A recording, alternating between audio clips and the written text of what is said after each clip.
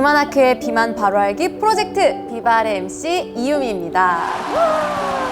네, 오늘도 비만에 대한 오해를 바로잡아 주시기 위해 두 분의 교수님을 모셨습니다. 교수님 안녕하세요. 안녕하세요. 먼저 자기소개 부탁드립니다. 네, 안녕하세요. 저는 원광대학교 삼본병원 가정의학과 서유빈입니다. 네, 안녕하십니까. 저는 건국대병원 내분비대사내과 최종환이라고 합니다. 오늘은 어떤 주제로 이야기를 나눠보게 될까요? 네, 장이 우리 몸에 미치는 영향이 크다라는 것은 뉴스나 SNS를 통해서 많이 접해보셨을 것 같아요. 오늘은 그 중에서도 장내 미생물에 대해서 말씀 나눠보려고 합니다. 네, 이 장 건강과 면역에 대해서 관계가 있다는 이야기를 SNS에서 되게 많이 본 것 같거든요. 이 장내 미생물이 비만과도 관계가 있다는 말씀이신 거죠? 어떤 관계가 있는 걸까요? 비만에 대해서 고민이 있으신 분들이 꼭 확인하고 넘어가셔야 할 부분이라고 생각하는데요. 우선 비만은 많은 분들이 아시는 것처럼 에너지 섭취와 소비의 불균형, 즉 에너지 과잉으로 인해서 생기게 됩니다. 그런데 이러한 과정에는 개인의 식습관을 비롯한 생활습관, 유전적인 요인, 그리고 환경적인 요인이 복잡하게 서로 얽혀 있어요. 그런데 최근에는 이 과정에서 장내 미생물 또한 중요한 역할을 한다는 점이 알려지게 되면서 이것을 비만 치료에도 응용할 수 있지 않을까 하는 관심이 증가하고 있습니다. 장내 미생물을 잘 활용해서 쉽게 비만 치료가 가능해졌으면 참 좋겠습니다. 그럼 이 장내 미생물이 뭔지를 좀 알아야 될 것 같아요. 장내 미생물이란 장에 서식하는 미생물을 말하는 거죠? 네, 맞습니다. 우리 몸에는 이 장내 미생물뿐만 아니고요. 다양한 곳에 미생물이 존재를 합니다. 그래서 장뿐만 아니라 호흡기, 그다음에 구강, 그다음에 항문, 피부, 이런 데 생식기, 이런 데 다양한 곳에 존재하고요. 전체 미생물 개체수는 약 38조 개 정도로 추정이 된다고 합니다. 아, 이 38조 개라고 얘기를 들으니까 정말 어마어마한 숫자잖아요. 제 안에 이렇게 많은 미생물이 살고 있는지 전혀 생각하지 못했습니다. 간단히 생각을 하면 우리 몸 전체 세포수보다도 이 미생물 수가 더 많다고 생각을 하시면 될 것 같습니다.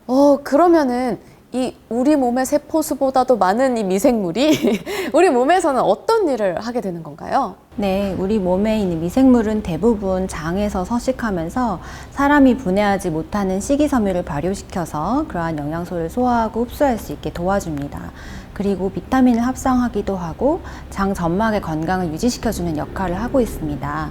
또한 이제 면역계에도 작용을 해서 면역 반응을 조절을 해주고 신경계에도 작용을 하고 에너지 대사에 있어서도 역할을 하고 있습니다.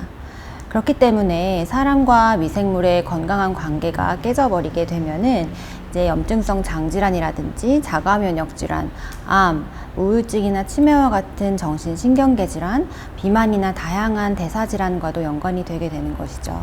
장 안에서 보이지도 않는 미생물들이 엄청 열심히 일을 하고 있네요. 네, 그렇죠. 지금도 장내 미생물들이 우리 몸에서 어떤 일을 하는지는 굉장히 다양한 분야에서 밝혀지고 있고요. 사실은 비만은 그 장내 미생물들과의 관련성이 알려진 게 생각보다 그렇게 오래되진 않았습니다. 2006년에 무균질을 활용한 연구가 발표가 됐는데 그것이 큰 계기가 되었던 연구였습니다. 2006년이면 정말 얼마 안 된 시간이네요.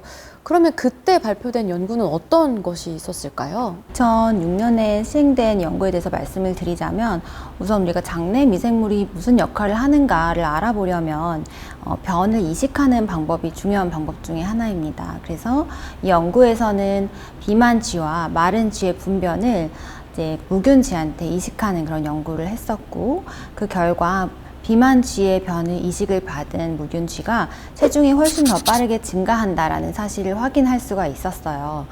그리고 또 한 가지는 2013년에 이제 일란성 쌍둥이였는데 한 명은 비만, 한 명은 정상 체중인 일란성 쌍둥이의 변을 무균쥐한테 이식을 해서 그 결과를 보는 연구도 있었습니다. 그러면 그 연구에서 이 쌍둥이 비만 쥐의 변을 이식받은 그 쥐는 체중이 늘었나요? 네, 맞습니다. 이런 연구들을 통해서 우리가 이제 장내 마이크로바이옴이라는 게 이제 비만과의 깊은 연관성이 있다는 것이 알려지게 되었거든요. 그에 대해서도 교수님께서 한번 설명을 해주시면 좋을 것 같습니다. 네. 우선 이제 마이크로바이옴이라는 용어에 대해서 한번 말씀을 좀 드려야 될 것 같은데, 이제 마이크로바이옴은 특정 환경에 존재하는 미생물뿐만이 아니라 그 미생물로 이루어진 그런 생태 환경을 의미를 합니다. 우리 자연 환경에서도 생태계가 존재하듯이 사람의 몸에 있는 장에서도 미생물의 생태계가 존재하는 것이죠.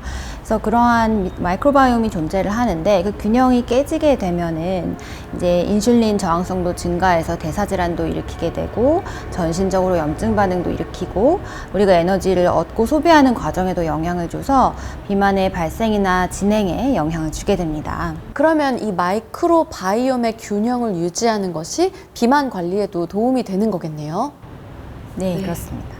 이 장을 건강하게 유지할 수 있는 방법 중에 하나로 프로바이오틱스를 먹어라 라는 이야기를 많이 듣게 되는데요. 프로바이오틱스를 먹으면 유익균이 늘어난다고 하는데 이게 과연 효과가 있을까요? 네, 그 여러 연구에서 프로바이오틱스를 섭취하게 되면 비만이나 대사질환에 긍정적으로 작용했다는 그런 결과들은 굉장히 많이 있습니다. 근데 우리가 실제로 사람들한테 이런 프로바이오틱스 제품들을 섭취하게 했을 때 체중을 줄여준다든지 대사질환을 아주 유의미하게 개선시킨다는 근거는 굉장히 부족하거든요. 왜냐하면 우리가 또 그런 비만이나 대사질환을 발생시키는 요인들이 너무나 다양하고 복합적으로 작용을 하기 때문이고, 그게 그런 요인들이 개인별로 우리가 이제 개인별로 유전적인 거, 환경적인 거 이런 것들이 굉장히 다양하잖아요. 그래서 그런 것들 때문에 우리가 프로바이오틱스가 체중을 줄여준다 이런 근거는 아직까지 좀 충분하다고 말씀드리기는 조금 어렵겠습니다. 이런 부분들은 조금 알고 계시면 좋을 것 같습니다. 프로바이오틱스는 이 장 건강이나 대사 질환에 긍정적일 수는 있지만 아직 근거가 부족하고 개인에 따라서 이 효과가 다를 수 있다는 말씀이신 거죠? 네, 그렇습니다.